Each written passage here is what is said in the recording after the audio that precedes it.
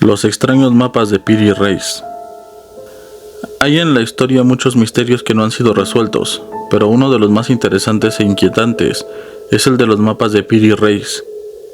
Para que sepan el contexto, Piri Reis fue precisamente un cartógrafo y almirante otomano, nacido en el año de 1465 y muerto en el año de 1553. El joven Piri aprendió el arte de la navegación a los 12 años, por lo que tenía experiencia como navegante. Pero además, era un hombre sumamente inteligente, pues aprendió a hablar varios idiomas, no solamente el turco, entre ellos árabe, español, portugués y griego. Piri Reis también participaría en varias guerras por el Imperio Otomano en contra de los venecianos, de los caballeros de Rodas y de los mamelucos en Egipto.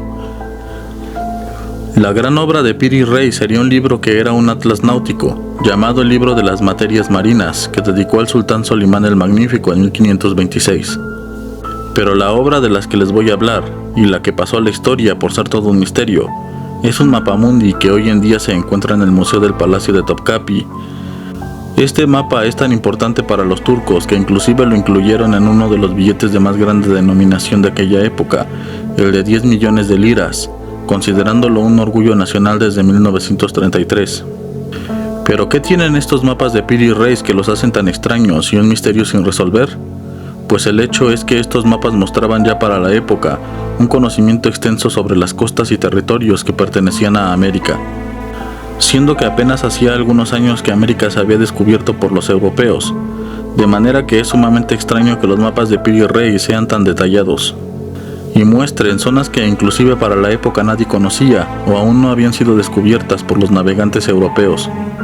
Pero me dirán, ¿hay forma de explicarlo? Quizás Piri Reis había explorado como navegante aquellas regiones americanas, pero el hecho es que no, Piri Reis nunca viajó hacia América.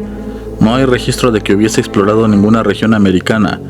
Entonces, ¿cómo es que sabía tanto? Otra de las explicaciones más plausibles de este extraño personaje y sus mapas es que quizás había cartografiado estos mapas basándose en los descubrimientos de los portugueses. Pues como sabemos, Piri Reis era letrado en la lengua portuguesa y muy probablemente se había hecho con la copia de varios mapas de exploradores portugueses, logrando plasmar en sus mapas los hallazgos o descubrimientos de estos exploradores, ampliándolos con los conocidos. Esa es quizás la explicación más plausible, pero aún así no es la explicación oficial, pues esto solo es una sospecha. Lo curioso a la vez es que, si bien Piri Reis murió alrededor de los años de 1553 y 1554, pues el sultán lo mandó a ejecutar, en realidad los mapas detallados de América databan de 1513, es decir, que Piri Reis los había hecho mucho antes de la exploración de aquellos lugares. Los mapas no solo muestran a América, sino también a regiones pertenecientes a la Antártida, que aún no había sido descubierta, pues sería descubierta apenas 300 años después en 1820. Se cuenta que quizás cuando Piri le presentó el mapa al sultán Solimán en 1517, este lo recompensó ascendiéndolo al grado de almirante, por su increíble y detallado trabajo. El descubridor del mapa, asombrado por dicho descubrimiento en 1929, pensó que el mapa se trataba de una reproducción de otro más antiguo, con actualizaciones de esa época, que había pertenecido a un navegante que había acompañado a Cristóbal Colón en sus viajes. Además, como si eso fuera poco, también escribiría sobre un astrónomo que se llamaba Colón y que había salido en busca de la Antilla y que la había descubierto. La Antilla no es otra cosa más que una isla mítica en medio del mar Atlántico, referencia a la Atlántida. De hecho, Piri Reis había dibujado un mapa con una isla en medio del Atlántico que se presume era la Atlántida. Y no solo eso, sino que en los mapas que dibujó con la Antártida, la mostró con fauna que en aquella época no existía, como un alce, pues la Antártida hacía más de 100.000 años que no tenía un clima cálido, e inclusive mostraba formas de tierra que no existían en aquella época, pero que se sabe existieron en algún momento de la historia, hace miles de años, cuando la Antártida estaba unida a Sudamérica por medio de un estrecho de tierra.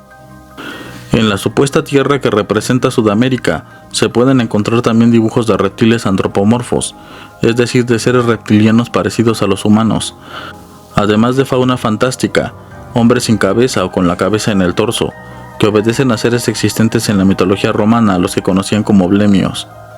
La conclusión a la que se llega es que en realidad los mapas de Piri Reis no representan a América y a la Antártida, sino que son representaciones de tierras incógnitas o tierras que aún no se habían descubierto, pero que se pensaba existían.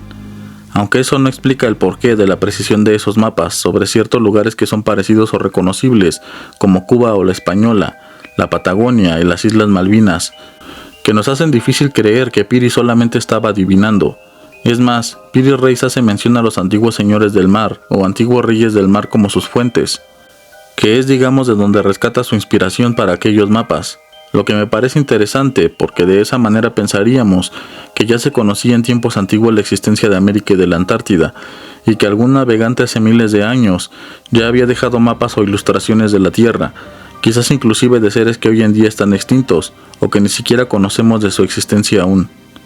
Basándose Piri Reis en mapas desconocidos o perdidos de navegantes antiguos y misteriosos. Otros más inclusive afirman que Piri Reis estaba en contacto con entidades extraterrestres, quienes fueron los que le revelaron la existencia de dichos lugares para sus mapas, porque en ellos también se muestran lugares como si es que estos hubiesen sido observados desde las alturas, es decir, como en un globo aerostático, una nave o avión.